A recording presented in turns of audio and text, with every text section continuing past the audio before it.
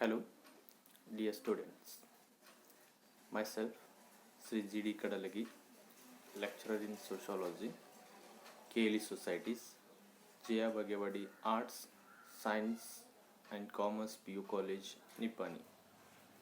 ಆತ್ಮೀಯ ವಿದ್ಯಾರ್ಥಿಗಳೇ, ನಾನು ಜಿ ಡಿ ಕಡಲಗಿ, ಸಮಾಜಶಾಸ್ತ್ರ ಉಪನ್ಯಾಸಕರು, KLE ಸಂಸ್ಥೆಯ ಜಿ.ಐ. ಬಾಗೇವಾಡಿ ಕಲಾ ವಿಜ್ಞಾನ ಮತ್ತು ವಾಣಿಜ್ಯ ಪದವಿ ಪೂರ್ವ ಮಹಾವಿದ್ಯಾಲಯ Nippani. Today we discuss about demographic profile of India.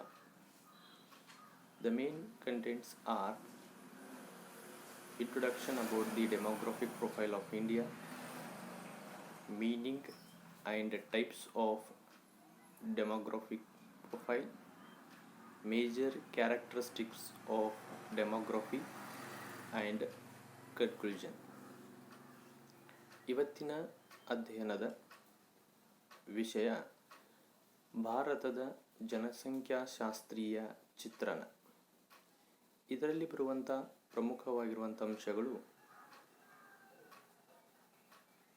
ಜನಸಂಖ್ಯಾ ಚಿತ್ರಣದ ಒಂದು ಪರಿಚಯ, ಜನಸಂಖ್ಯಾಶಾಸ್ತ್ರದ ಅರ್ಥ ಮತ್ತು ಪ್ರಕಾರಗಳು, ಅದರ ಪ್ರಮುಖ ಲಕ್ಷಣಗಳು ಮತ್ತು ಸಮಾರೋಪ.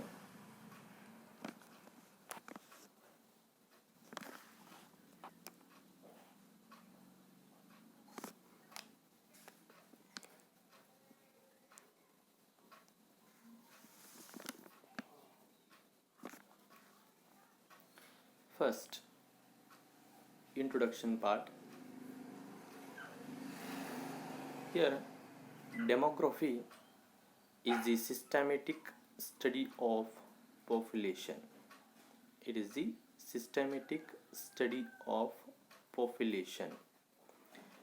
Here, it studies the trends and processes associated with the population. ಪ್ರಾಸ್ತಾವಿಕವಾಗಿ ನೋಡಿದರೆ ಜನಸಂಖ್ಯಾಶಾಸ್ತ್ರ ಅಂತಂದರೆ ಇದು ಜನಸಂಖ್ಯೆಯ ಒಂದು ವ್ಯವಸ್ಥಿತವಾಗಿರುವಂಥ ಅಧ್ಯಯನವಾಗಿದೆ. ಇಲ್ಲಿ ಜನಸಂಖ್ಯೆಗೆ ಸಂಬಂಧಿಸಿದ ಒಲವು ಮತ್ತು ಪ್ರಕ್ರಿಯೆಗಳ ಅಧ್ಯಯನವನ್ನು ನಾವಿಲ್ಲಿ ಕಾಣ್ತೀವಿ ಅಂತ. It means the birth death rate of population, the growth of the population, and even what are the effects of population on the society.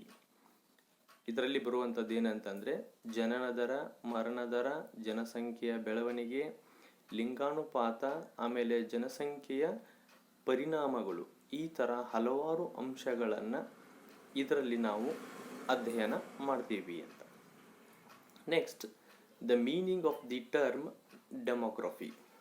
Here, the term demography is derived from two Greek words. One is demos, it means people, and another one word is graphein, it means describe. Its etymological meaning is description about population. It gives a clear picture about population, that is called demography. ಜನಸಂಖ್ಯಾಶಾಸ್ತ್ರದ ಅರ್ಥ ನೋಡಿದಾಗ ಇಲ್ಲಿ demography ಎಂಬ ಪರಿಕಲ್ಪನೆಯು ಎರಡು Greek ಪದಗಳಿಂದ ಉಗಮಗೊಂಡದ. ಒಂದು demos ಅನ್ನುವಂಥ ಪದ. ಇಲ್ಲಿ ಡೆಮೋಸ್ ಅಂದರೆ ಜನರು ಎಂದರ್ಥ. ಇನ್ನೊಂದು ಗ್ರಾಫೇನ್ ಅಂತ. ಇಲ್ಲಿ ಗ್ರಾಫೇನ್ ಎಂಬುದರ ಅರ್ಥ ಚಿತ್ರಣ ಅಂತ ಕರಿತೀವಿ. ಇವೆರಡೂ ಪದಗಳನ್ನು ಸೇರಿಸಿದಾಗ ಏನಾಗ್ತದೆ ಅಂತಂದರೆ ಜನಸಂಖ್ಯೆಯ ಕುರಿತಾದ ವಿವರಣೆ ಅಥವಾ ಜನಸಂಖ್ಯೆಯ ಕುರಿತಾದ ಚಿತ್ರಣವೇ ಜನಸಂಖ್ಯಾಶಾಸ್ತ್ರ ಅಂತ ಕರಿತೀವಿ. Then here the term demography was coined by Achille Gaillard in 1855. So remember, this demography term was coined by Achille Gaillard in 1855. ಇಲ್ಲಿ ಡೆಮೋಗ್ರಫಿ ಎಂಬ ಪರಿಕಲ್ಪನೆಯನ್ನು 1855ರಲ್ಲಿ ಅಚಿಲ್ ಗೈಲಾರ್ಡ್ ಅಂತಲೂ ಕರಿತೀವಿ, ಅಚಿಲ್ ಗಿಲಿಯಾರ್ಡರು ಪರಿಚಯಿಸಿದರು ಅಂತ. Then the types of demography. There are 2 types of demography. One is formal demography. It means it is quantitative field, and another one is social demography. Here social demography inquiries into the wider causes and consequences of population, even structure and change also. ಜನಸಂಖ್ಯಾಶಾಸ್ತ್ರದಲ್ಲಿ 2 ವಿಧಗಳಿದಾವೆ. ಒಂದು ಔಪಚಾರಿಕ ಜನಸಂಖ್ಯಾಶಾಸ್ತ್ರ ಅಂತ, ಇದು ಪರಿಮಾಣಾತ್ಮಕ ಕ್ಷೇತ್ರವನ್ನು ಒಳಗೊಂಡದ. Especially it mention the size, the strength of the population. ಇದು ಜನಸಂಖ್ಯೆಯ ಗಾತ್ರ, ಒಟ್ಟು ಸಂಖ್ಯೆಗೆ ಔಪಚಾರಿಕ ಮಾಹಿತಿಯನ್ನು, ಅಧ್ಯಯನವನ್ನು ಈ ಔಪಚಾರಿಕ ಜನಸಂಖ್ಯಾಶಾಸ್ತ್ರ ಒಳಗೊಂಡಿರ್ತದೆ. ಇನ್ನೊಂದು ಸಾಮಾಜಿಕ ಜನಸಂಖ್ಯಾಶಾಸ್ತ್ರ ಅಂತ. ಇದು ಜನಸಂಖ್ಯಾ ರಚನೆಗಳು ಮತ್ತು ಬದಲಾವಣೆಗಳ ಕಾರಣ ಮತ್ತು ಪರಿಣಾಮಗಳನ್ನು ಶೋಧಿಸುವಂಥದ್ದು ಅಂತ.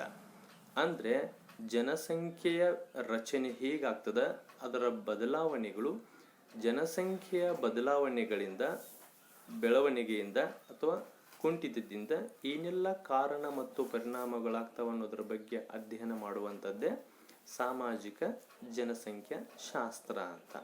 For example, census or survey. ಇದಕ್ಕೆ ಉತ್ತಮ ಉದಾಹರಣೆ ಯಾವುದಂತಂದ್ರೆ ಜನಗಣತಿ ಅಥವಾ ಸಮೀಕ್ಷೆ ಅಂತ ಕರಿತೀವಿ.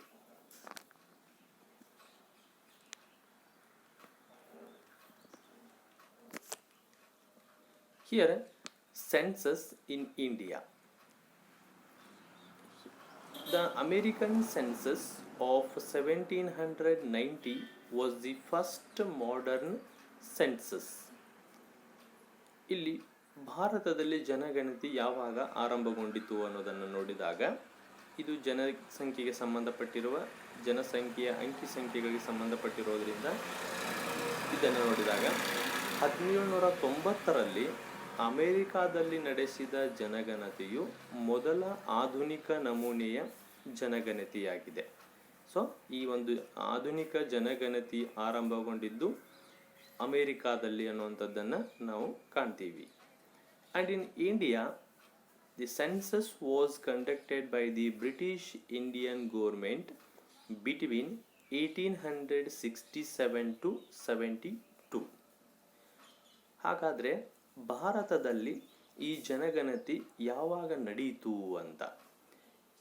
ಮುಖ್ಯವಾಗಿ ಭಾರತದಲ್ಲಿ ಬ್ರಿಟಿಷ್ ಸರ್ಕಾರ ಇದ್ದಂಥ ಸಂದರ್ಭದಲ್ಲಿ, ಭಾರತದಲ್ಲಿ ಬ್ರಿಟಿಷ್ ಸರ್ಕಾರ 1867ರಿಂದ 72ರ ಕಾಲಾವಧಿಯಲ್ಲಿ ಒಂದು ಜನಗಣತಿಯನ್ನು ನಡೆಸಿದ್ದನ್ನು ಕಾಣ್ತೀವಿ ಅಂತ.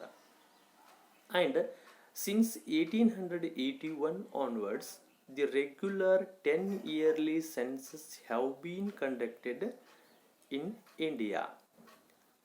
ಆಮೇಲೆ 1881ರಿಂದ ಪ್ರತಿ 10 ವರ್ಷಗಳಿಗೊಮ್ಮೆ ನಿಯಮಿತವಾಗಿ ಜನಗಣತಿಯನ್ನು ಭಾರತದಲ್ಲಿ ನಡೆಸಲಾಗ್ತದೆ. ಅಂದರೆ 1881ರಿಂದ ಕಂಟಿನ್ಯೂಸ್ ಆಗಿ 10 ವರ್ಷಕ್ಕೊಮ್ಮೆ ಜನಗಣತಿ ಏರ್ಪಡುವಂಥದ್ದನ್ನು ನಾವಿಲ್ಲಿ ಕಾಣ್ತೀವಿ ಅಂತ.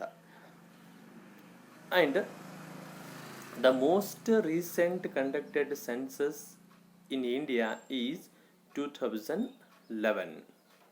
The most recent conducted census in India is 2011 2011ರಲ್ಲಿ ನಡೆಸಿದ ಜನಗಣತಿ ತೀರಾ ಇತ್ತೀಚಿನ ಜನಗಣತಿಯಾಗಿದೆ.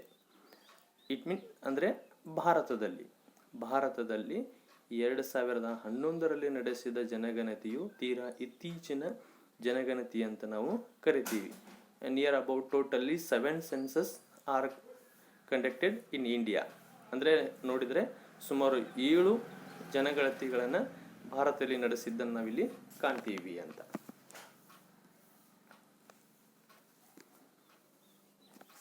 Then the major characteristics of demographic profile of India. What are the major features of the demographic profile of India?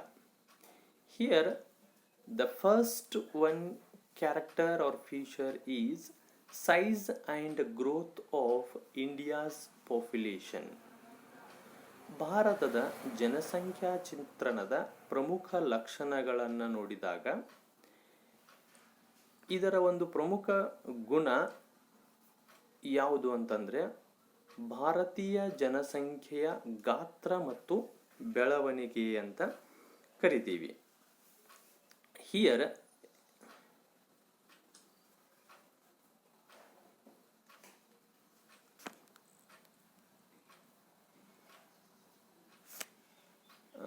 as for the 2011 census, the total population of India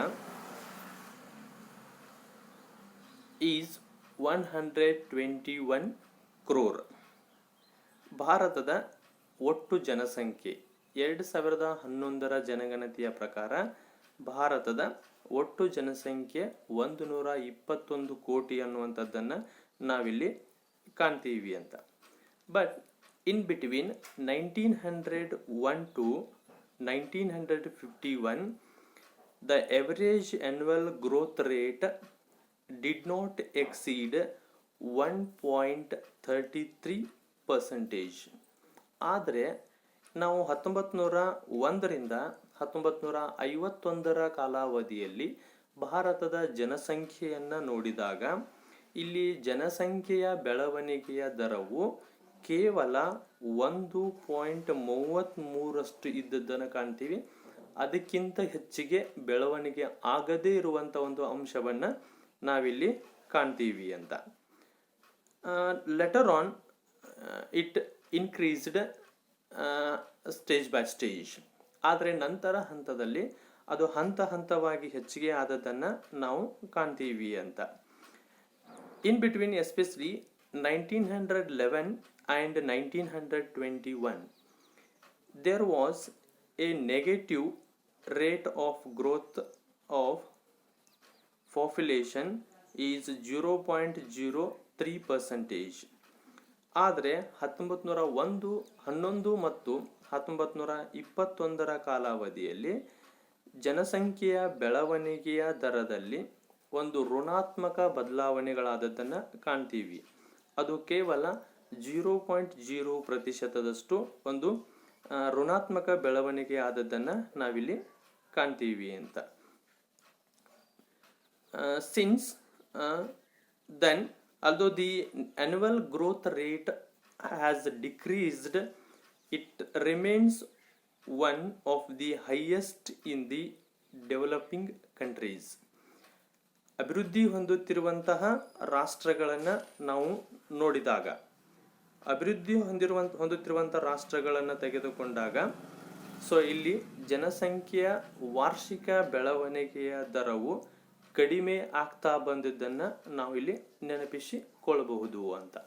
but ಭಾರತದ ದೃಷ್ಟಿಯಲ್ಲಿ next ಅವಧಿಯಲ್ಲಿ after 1921 1920ರ ನಂತರ ಕಾಲಾವಧಿಯಲ್ಲಿ they always increasing in the growth of population.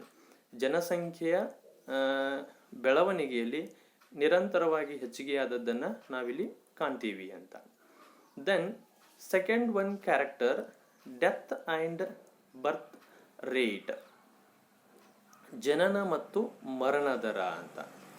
In between 1961 to 81 here 2.2% population increased. 1961ರಿಂದ 81ರ ಕಾಲಾವಧಿಯಲ್ಲಿ 2.2% ಜನಸಂಖ್ಯೆ ಏರಿಕೆಯಾದದ್ದನ್ನು ನಾವಿಲ್ಲಿ ಕಾಣ್ತೀವಿ ಅಂತ. Before 1931 both birth and death rates were high. 1931ರ ಮೊದಲು ಜನನ ಮತ್ತು ಮರಣ ದರಗಳು ಎರಡೂ ಹೆಚ್ಚಾಗಿದ್ದನ್ನು ನಾವಿಲ್ಲಿ ಕಾಣ್ತೀವಿ ಅಂತ. In the year 1921 we call it is a demographic divide year. 1921ನೇ ವರ್ಷವನ್ನು ನಾವು ಜನಸಂಖ್ಯಾ ವಿಭಜಕ ವರ್ಷ ಅಂತ ಕರಿತೀವಿ. Because here 1921 onwards the birth rate always increased and death rate decreased. 1921ರ ನಂತರ ಜನನ ದರ ನಿರಂತರವಾಗಿ ಬೆಳೀತಾ ಹೋಗ್ತದೆ, ಆದರೆ ಮರಣ ದರ ಕಡಿಮೆ ಆಗ್ತದೆ. Automatically it cause to the growth of population, increase in the growth of population. ಇದು ನಿರಂತರವಾಗಿ ಜನಸಂಖ್ಯೆಯ ಬೆಳವಣಿಗೆಯ ಗಾತ್ರ ಹೆಚ್ಚಿಗೆ ಆಗಲಿಕ್ಕೆ ಕಾರಣ ಆಗ್ತದೆ ಅಂತ. So remaining characters we discuss in next class. Thank you.